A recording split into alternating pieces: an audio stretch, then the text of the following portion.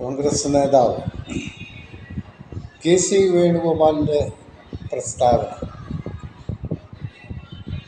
ഇവിടുത്തെ പാവപ്പെട്ടവൻ്റെ കൂടെയല്ല എന്നുള്ളതിൻ്റെ തെളിവാണ് കോൺഗ്രസ്സുകാരുടെ വായിൽ നിന്ന് വരുന്ന വാക്കുകൾ.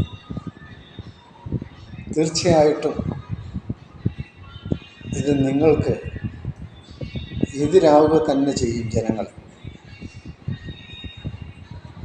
64 ലക്ഷം പാവപ്പെട്ട പ്രായമുള്ള വൃദ്ധന്മാരും അമ്മച്ചിമാരും രോഗികളുമൊക്കെ ഈ 1600 കിട്ടുമ്പോൾ അവർ ദൈവത്തെ വിളിക്കുകയാണ്.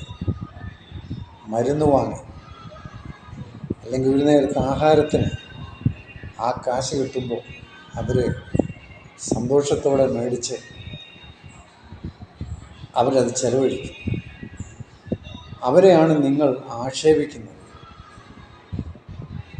ഒരു കാര്യം മനസ്സിലാക്കുക, 64 ലക്ഷം ജനങ്ങൾ മലപ്പുറത്തല്ല. നിങ്ങളത് മനസ്സിലാക്കുക.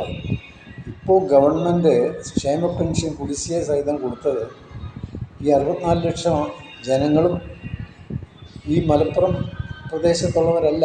അത് നിങ്ങൾ ആദ്യം മനസ്സിലാക്കണം. അവരുടെ വോട്ട് മേടിച്ച് ജയിക്കാൻ വേണ്ടിയല്ല എന്നുള്ളത് നിങ്ങൾ മനസ്സിലാക്കണം. അപ്പോൾ നിങ്ങളുടെയൊക്കെ പ്രസ്താവനകൾ നിങ്ങൾക്ക് തന്നെ എതിരായിക്കൊണ്ടിരിക്കുകയാണ്. ജനങ്ങളിൽ നിന്ന് നിങ്ങൾ അകന്നുകൊണ്ടിരിക്കുകയാണ്. ജനങ്ങളെ നിങ്ങൾക്ക് വേണ്ട.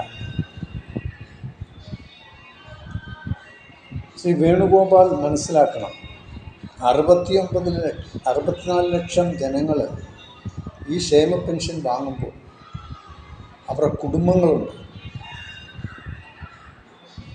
അവരും അത് അനുഭവിക്കുകയാണ്.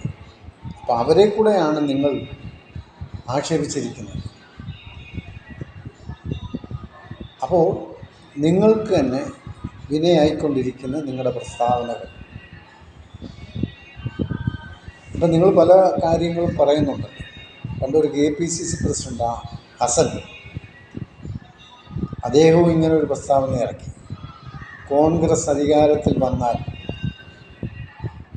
ഇവിടെ അയൽക്കൂട്ടം നിർത്തലാക്കുമെന്ന് നിങ്ങൾ പറഞ്ഞു.